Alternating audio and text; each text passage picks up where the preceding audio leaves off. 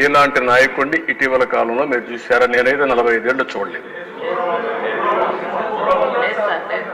45 ఏళ్ళు నేను చూడలేదు ఎక్కడ, నేను చదవలేదు కూడా. నేను 78లో ఫస్ట్ టైం ఎమ్మెల్యే చేశాను, 80లో మంత్రి. అప్పటి నుంచి రాజకీయాల్లో ఉన్నా. ఇప్పుడు దేశంలో సీనియర్ మోస్ట్ నాయకుడు నేనే. నా తర్వాత వచ్చిన వాళ్ళు మిగిలిన వాళ్ళందరూ ఇప్పుడే ముఖ్యమంత్రులు, లేకపోతే కేంద్రంలో మంత్రులు తర్వాత వచ్చారు. కానీ నాకు చరిత్ర అంతా కూడా చూస్తూ ఉంటాం కదా దేశ రాజకీయాల్లో ఉంటే, ఎక్కడ నాకెవరు తగల్లా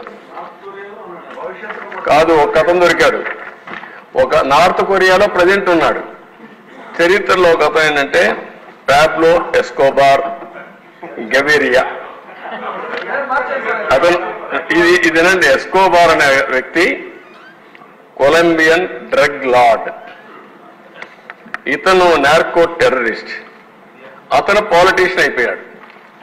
అతను ఏం చేశాడంటే మొత్తం ఒక లీడర్గా తయారై మెడిలిన్ కార్టెల్ అనే పేరు పెట్టి ఈ డ్రగ్స్ అమ్మడానికి కారిడార్స్ ఎస్టాబ్లిష్ చేశాడు.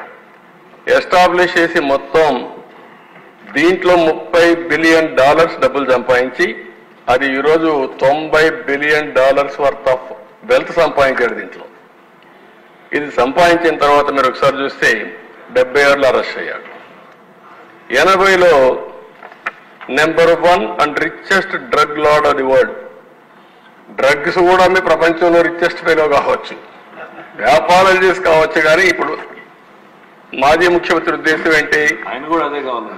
ఆయన ఏమనుకున్నా అంటే టాటా, రిలయన్స్, అదానీ ఇలాంటి వాళ్ళు డబ్బులు ఉన్నాయి, వాళ్ళకంటే నేను ఎక్కువగా సంపాదించాలనేది ఆయన కోరిక.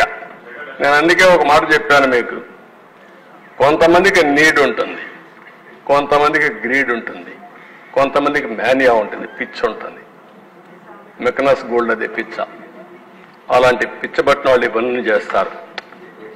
ఆ తర్వాత 82లో ఎంపీ అయ్యాడు, కొలంబియా పార్లమెంట్ ఎంపీ అయ్యాడు.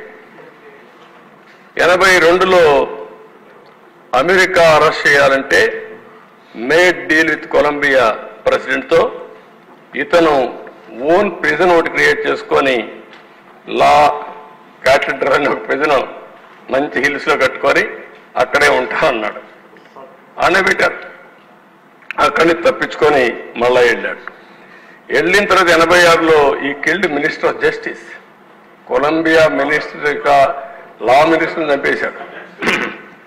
అక్కడి నుంచి 85 సుప్రీంకోర్టు పైన అటాక్ చేశాడు. ప్యాలెస్ ఆఫ్ జస్టిస్ సీజ్ 107 మందిని ఇంక్లూడింగ్ 11 మంది జడ్జిలు చెప్పారు. తగలబెట్టారు. నాకు తెలియదు, ఇవన్నీ చూడాలి. సినిమా కూడా ఉందంట, బాగుందా? అది చూడాలి ఇప్పుడు మీరందరూ కూడా, రాష్ట్ర ప్రజానికి మొత్తం చూడాలి. 89లో killed president for expelling Escobar from politics. ఒక ఆయన మాట్లాడాడు, ఇలాంటి వాళ్ళు ఉండకూడదు, వీళ్ళంతా కూడా డ్రగ్ వీళ్ళు ఉండకూడదని చెప్పిన నేరానికి అతను చంపేశారు. అంటే ఇంకొక పక్కన 89లో bomb DIS building bombing department అన్నమాట, సెక్యూరిటీ హెడ్ క్వార్టర్స్ ని పూర్తిగా 57 మంది ఉంటే వాళ్ళు కూడా చంపేసే పరిస్థితికి వచ్చారు. దగ్గర 2248 మంది ఇంజురీ అయ్యారు. అంటే నేను ఒక ఫ్లైట్ కూడా కాల్ చేశారు. నేను ఎందుకు ఈ విషయాలు చెప్తున్నానంటే, నిన్న కూడా రఘురామకృష్ణరాజు గారు ఒకటి అడిగారు, సార్ ఎట్లా ప్రజలు ఓట్లు వేశారు? ఈరోజు రాజకీయాలు ప్రజాస్వామ్యయుతంగా నీతి నిజాయితీగా చేయాల్సిన అవసరం ఉంది.